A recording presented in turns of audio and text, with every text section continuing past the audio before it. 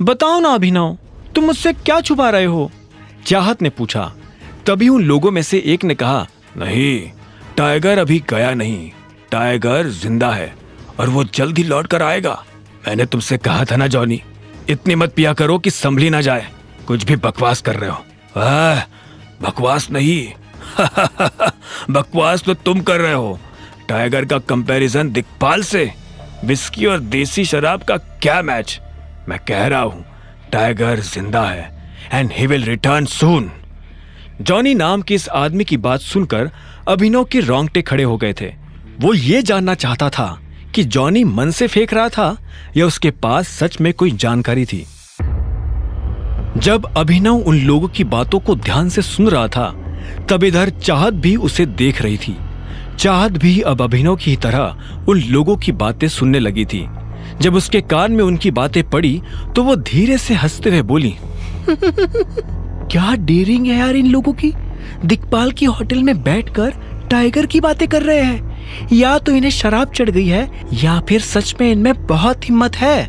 इतना कहकर चाहत फिर से अपनी कुर्सी पर आराम से बैठ गई थी, लेकिन अभिनव अभी भी उनकी बातें सुन रहा था। टाइगर सबसे बेस्ट है। इंडिया में तो क्या, आउट ऑफ इंडिया भी कोई उनका मुकाबला नहीं कर सकता। दिक्पाल तो दूर दूर तक नहीं, जॉनी ने कहा। उसके मुंह से ये सुनते ही एक आदमी ने जॉनी के मुंह पर अपना हाथ रखा और बोला, तुम्हारा टाइगर को लेकर जो ये प्यार है ना, ये तुम्हारी जान ले लेगा प्यारे। जैसे ही दूर बैठे अभिनव ने यह सुना तो उसके चेहरे पर मुस्कान आ गई। इतने में तीसरे आदमी ने कहा, हाँ यार, ये जॉनी हमें मरवा देगा। मुझे लगता है कि हमें यहां से निकल जाना चाहिए। तभी अभिनव की नजर एक काले सूट पहने आदमी पर पड़ी।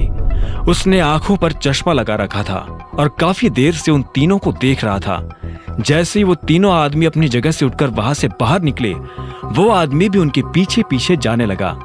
जब वो अभिनव के बगल से निकला तो अभिनव ने देखा कि उसके पास एक बंदूक थी। अभिनव को यह समझने में देर नहीं लगी थी कि वो दिक्पाल का आदमी था।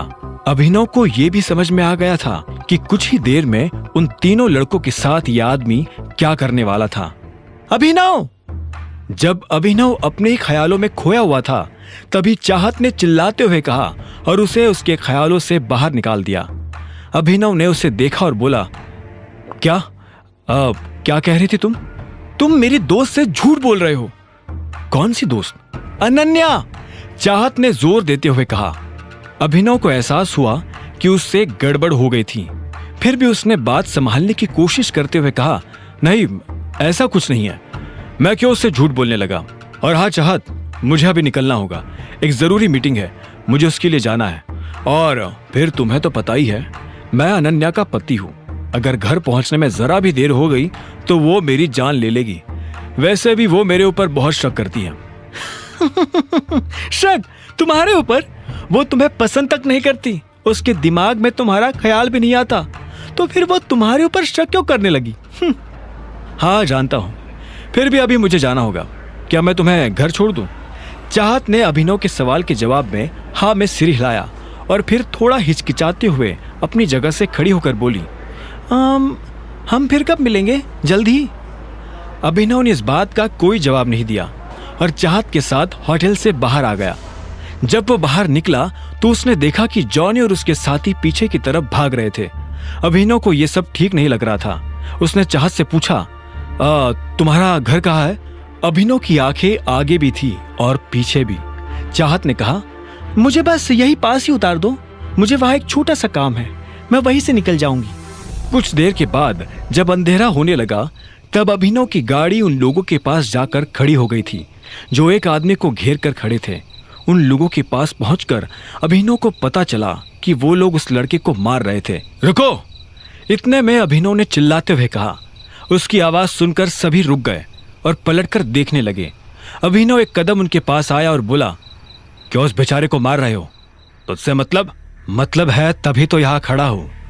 अगर जिंदगी में आगे भी खड़ा ही रहना चाहते हो तो चुपचाप यहां से चले जा, वरना इसकी तरह लंबा कर दूंगा। एक हट्टे कट्टे से आदमी ने अभिनव को घूरते हुए देखा और कहा। यह सुन अभिनव को हंसी आ गई। उसने कहा, अरे ये लाइन तो मैं तुझे बोलने वाला था, तूने मेरी लाइन छुड़ाई। अब तो तू और ज्यादा मार खाएगा। अभिनव के मुंह से ये बात सुनकर उन लोगों को और ज्यादा गुस्सा आ गया। उन लोगों का लीडर आगे आया और बोला, यारे हीरो बन रहा है क्या? है जानता नहीं गुड़गांव में ये हीरोगिरी काम नहीं आती। चुपचाप चला जा, वरना बेकारी हमें एक की जगह 2 कब्रें खोदनी पड़ेगी। अभिनव ने इस बात का कोई जवाब नहीं दिया। वो बस उन लोगों की तरफ देख रहा था और उनकी गिनती कर रहा था। इतने में उसने एक लड़के से कहा, भाई जरा पीछे हो ना। हाँ, वो लड़का पीछे हटा तो आखिर में अभिनव ने अपनी गिनती पूरी कर कहा, हाँ अब कब्रिस्तान वालों को फोन करके बोल दो कि वो 2 नहीं 20 कब्रें खोद कर रखे। 2 लोग 20 मुर्दों को गाड़ने आ रहे हैं।